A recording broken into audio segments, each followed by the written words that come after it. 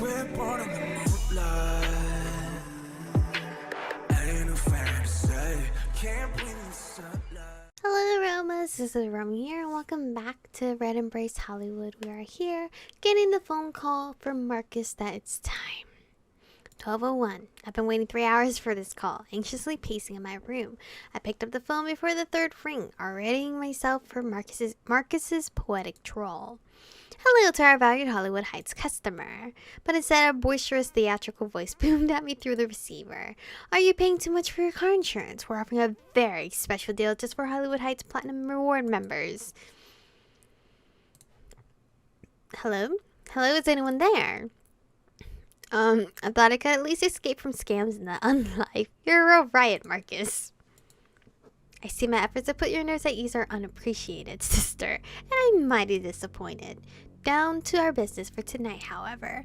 The place you're to go is July Company Parking, an abandoned garage downtown. Okay, I was confused at first. That is where the parties of our doomed rendezvous are meeting. You'll need to find Randall and get him to call off negotiations. Do you follow me this far, sister? My performance anxiety is kicking in. Yeah, continue. Now, listen carefully, because here comes the best part. There's a knife that Randall loves very, very much. Why he loves that blade as much as Lot's daughters love their daddy? If he thinks someone stole it, it'll drive him completely wild and put him in a very unprofessional mood. I heard Marcus inhaling sharply on the other end of the line, like someone preparing to gleefully deliver news. And that knife just so happens to be waiting for you at the hotel's front desk. You take that knife, show it to Randall, and pretend you took it off a Golgotha who wanted to drive a hard bargain with it. That's sure to ruin negotiations. I rather doubt Randall would mistake you for one of his unwashed lackeys, but Cherie says he'll be seeing too much red to care. This sounds sketchier than gas station sushi, but okay. I have a really bad feeling about this. God, I'm ready to go. It sounds sketchy. If you want to get by in this existence, you have to get used to unsavory plays. Now, once you've finished up, return to the hotel bearing all your good tidings. I have faith in you, Michiko. Then again, I also have faith in Jack Kennedy, so maybe don't call yourself the Messiah just yet. Click. It was sink or swim then. I didn't have the first idea of what to expect, and that terrified me. But if I survive so far in Hollywood among the living, then I'll find a way to do it among the dead. Which is dark to say, but okay. After picking up the knife from the front desk, I left the hotel and skulked out onto the street. July Company Parking. I vaguely remember seeing that sign before, at least so I had some idea of where to go. If not, I got GPS tray on my phone. Stealing my nerves, I sat out in the garage's direction, trying to avoid eye contact with any late-night passerbys. But as I walked, I started to feel the same aching hunger I felt like last night. It was just dull pain at first, but it quickly grew stronger, gnawing at me from the inside. Oh damn, I couldn't focus on anything else. Before I entered the parking garage, I'd have to find some blood to sate myself, or else the pressure would snap me. Damn it, that was probably why the fridge had 3 blood bags, not just 1. I can't believe my girl didn't eat one before she left. Just then my heightened senses picked up a scent down the alley. The scent of a mortal, alone.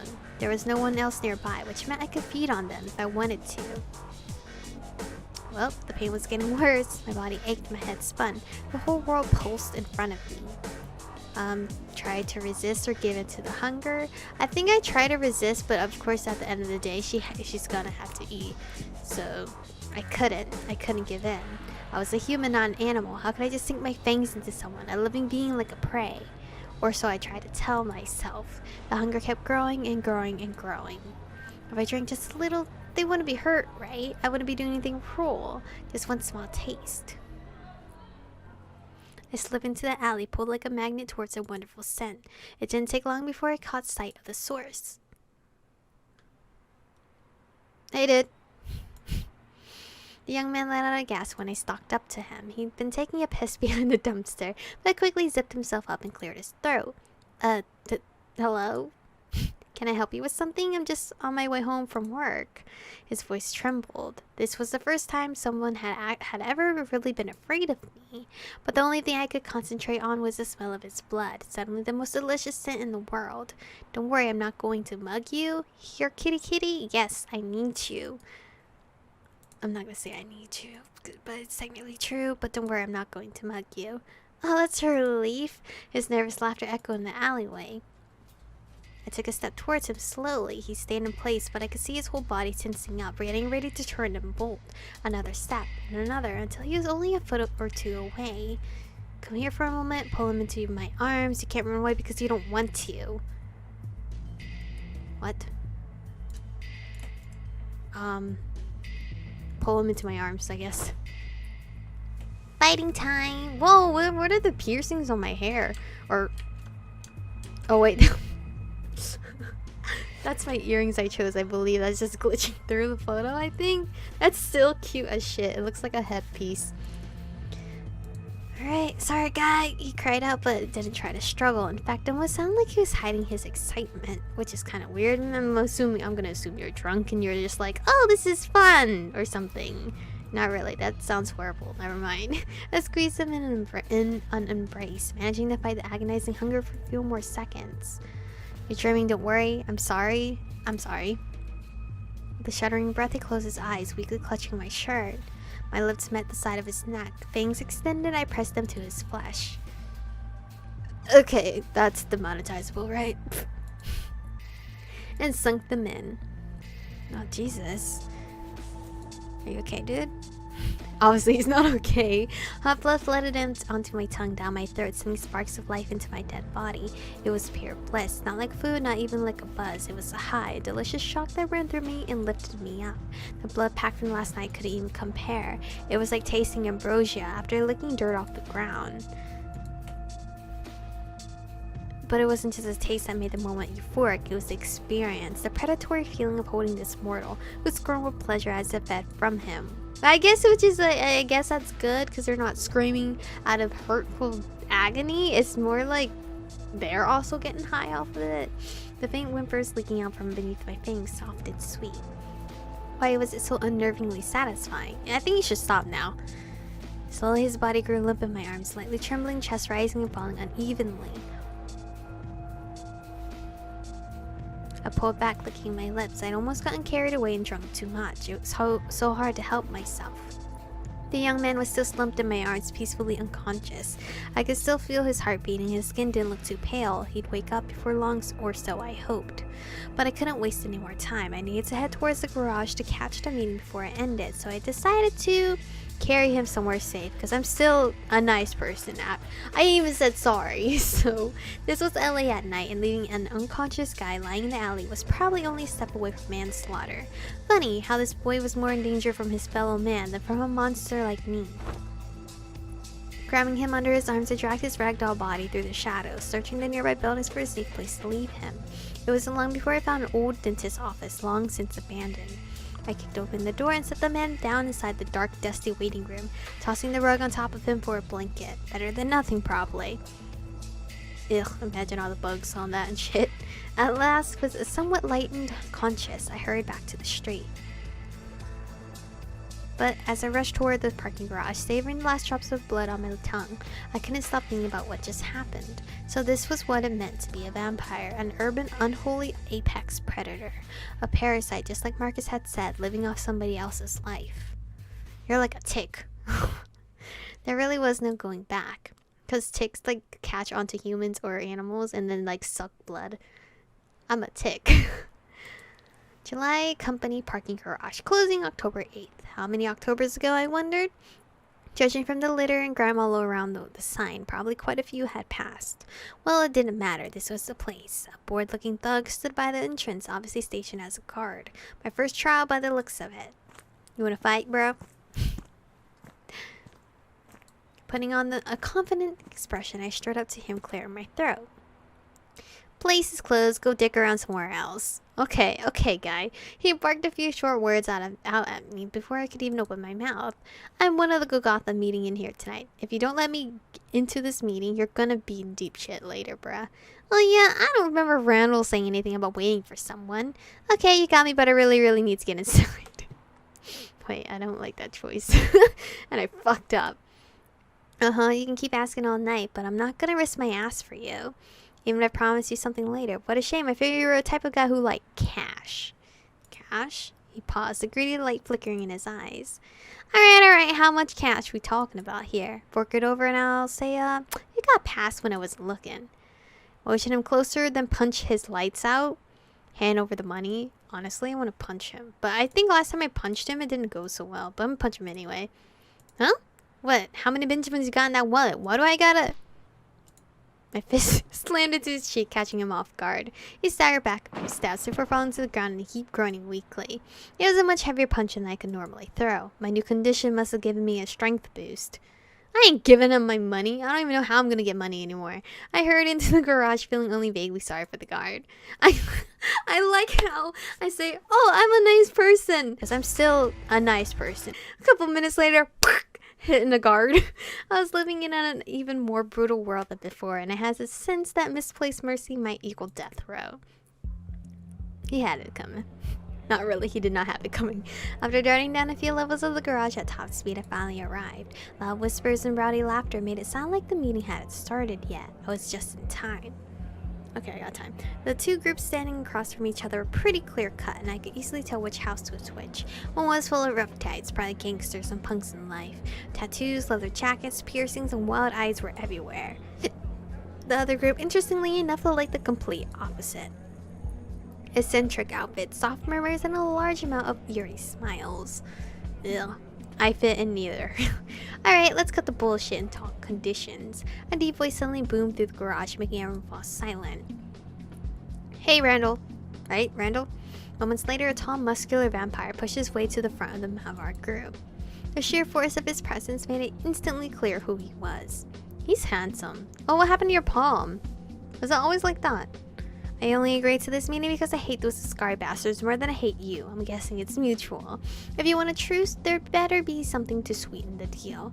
I don't think these guys here will settle for anything less. Yeah! Hell yeah! Don't let him weasel out, Randall! Cheers of approval rang out from the rowdy group behind him. He's cute too. Mr. Side character that's not very important.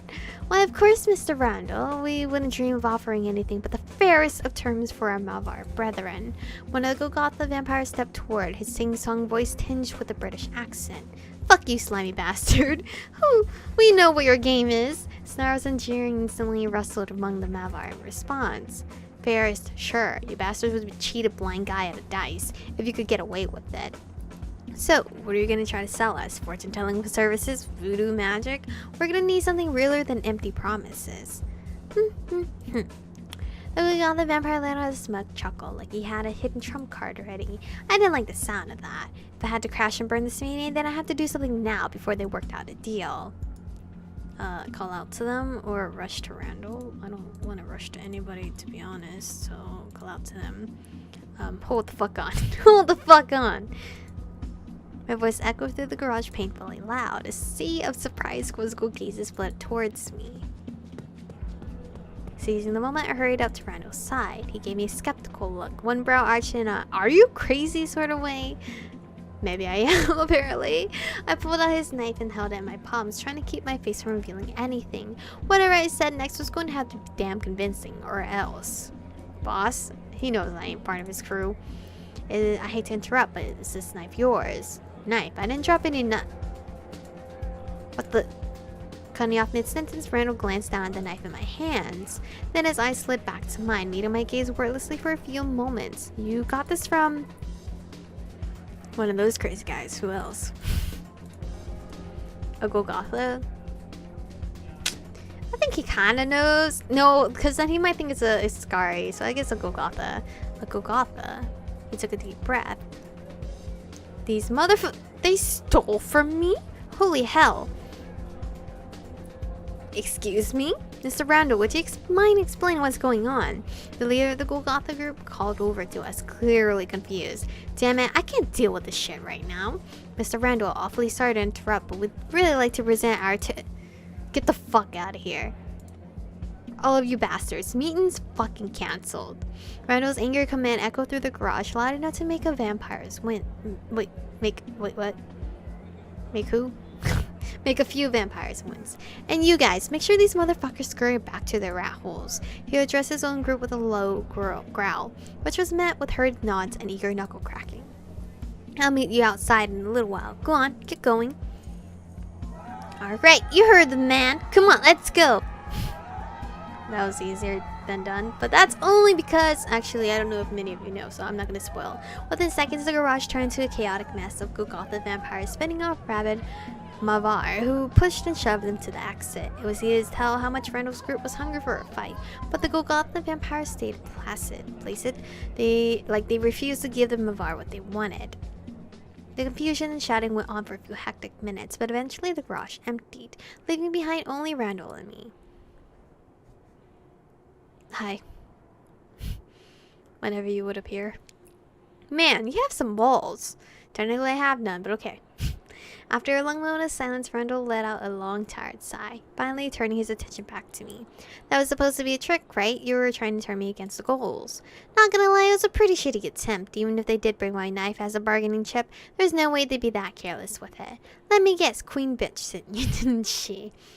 No, your mother and I haven't spoken in years. I think I chose that as like a silly option. I don't remember what he said for that. Well, kid, you're real clever, aren't you? Fucking Cherise figures. She must have known I've seen through this. It's too obvious. What the hell is she aiming for? Iscari and their mind games, damn it. Randall growled deep in his throat, fangs bare like a wild animal, but his rage didn't seem focused at me, much to my surprise. He was still holding the knife too, so I considered myself lucky. What do you mean? He could stab me at any second. Ugh. Finally let out a groan, most of the anger in his voice fading into annoyance. Probably good we didn't bargain with those freaks anyway. They were up to something just like always. But I've never seen your face before, and I've seen just about every vampire in LA. And since you were sent on a suicide mission, and it doesn't take a whole lot of detective work to see that you're new. Cannon fodder, kicked out to die. What's your name anyway? It's Michiko. Why should I tell you? No, I told everybody my fucking name.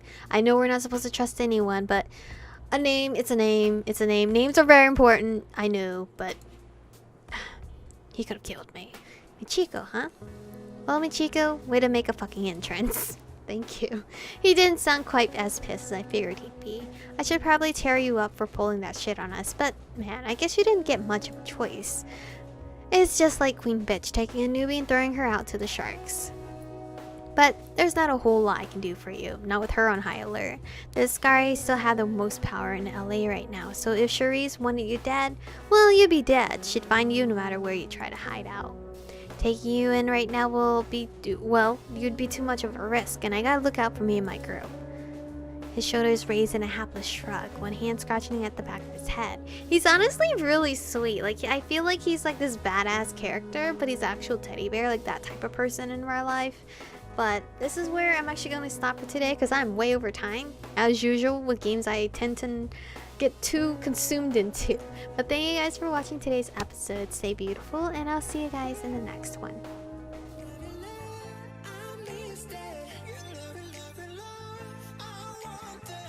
Touch it.